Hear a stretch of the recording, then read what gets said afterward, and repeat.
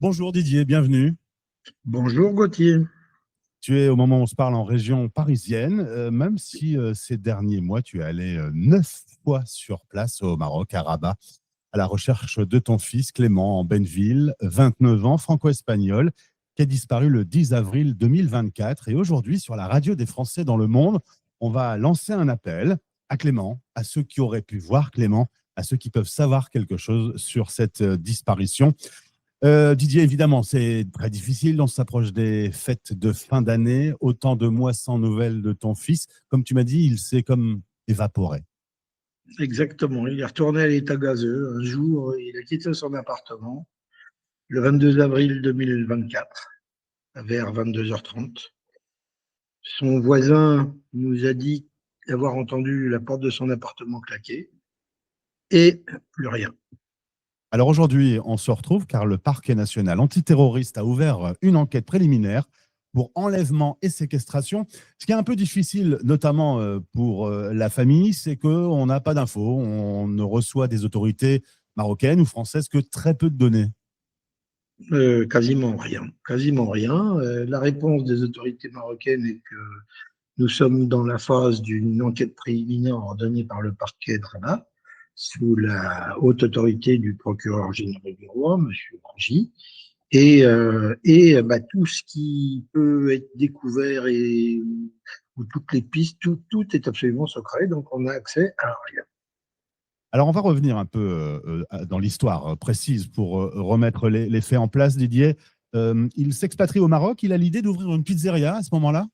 Oui, alors non, au tout début, son idée, c'est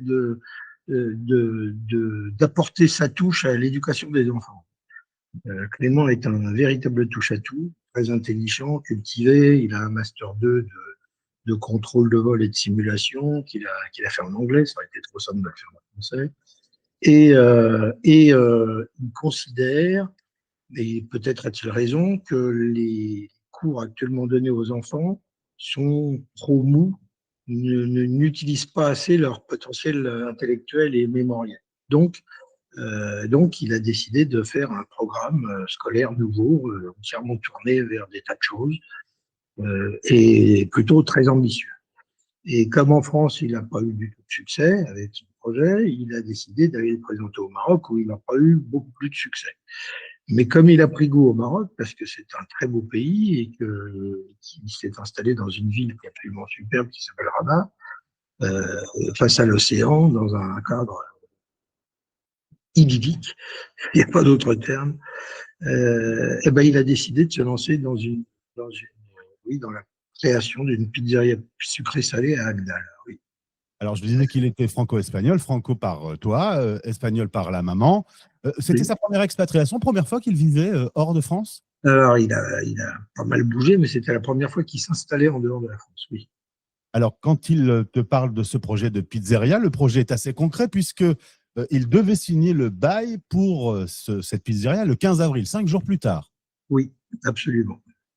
Et en l'occurrence, à partir de ce 10 avril, vers 22h30, en effet, on va dans l'immeuble entendre une porte claquer. C'est la Oui, dernière fois qu'on va avoir du bruit dans cet appartement. oui. Appartement dans lequel on va trouver tous ses papiers, Tous ses moyens de paiement, son téléphone, son ordinateur portable, sa tablette, y compris ses lunettes, tout est là. Alors, on considère que si on doit quitter son appartement et notamment qu'on porte des lunettes, on les prend avec. On prend un moyen de paiement, on prend une carte. Tout à fait d'accord. Et on a trouvé également, d'après le voisin qui a assisté à la perquisition, du liquide. Donc, tout était là. Donc, c'est pas très logique que dans cet appartement, il y ait toutes ces affaires et que lui n'y soit pas. Nous sommes d'accord.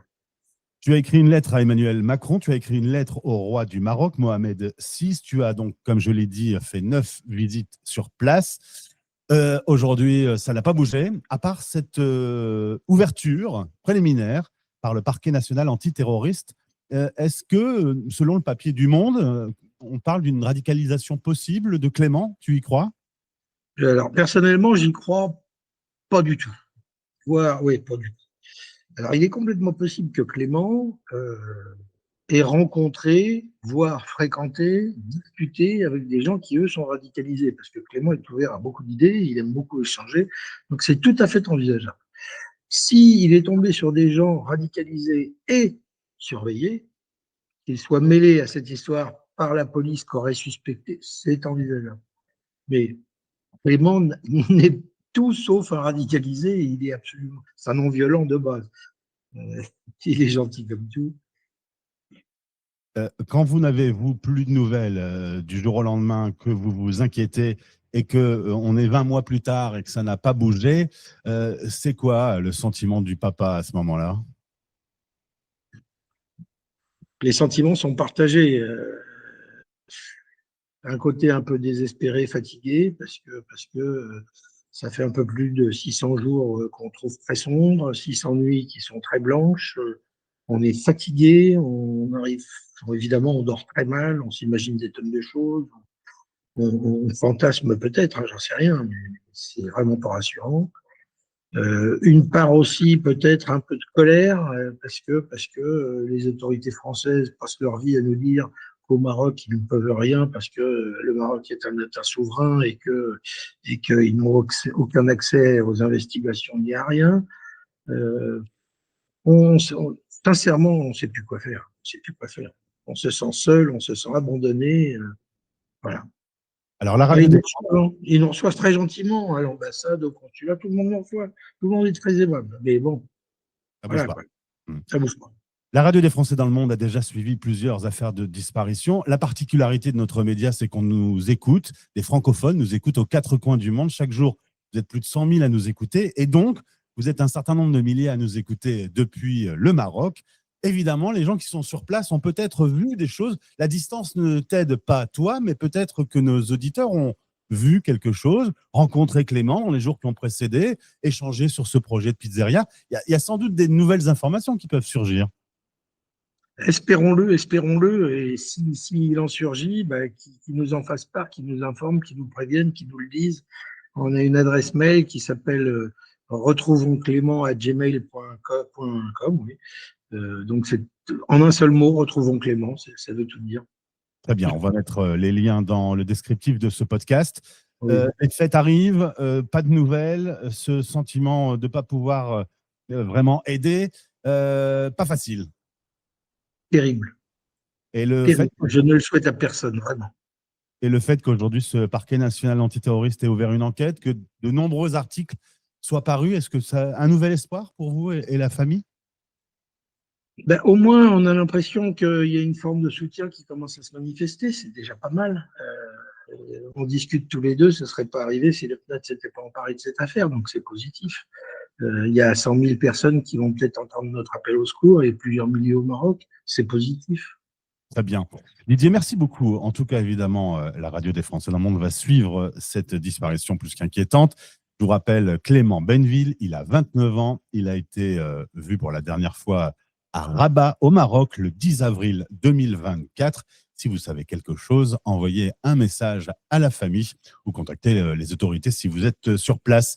Merci beaucoup. Mais tu passes le bonjour à toute la famille. La radio vous accompagne dans cette recherche. Merci beaucoup, Gauthier. Merci. Vos podcasts sur la mobilité internationale sont sur fdlm.fr Français dans le monde. et sur YouTube en cherchant Français dans le monde.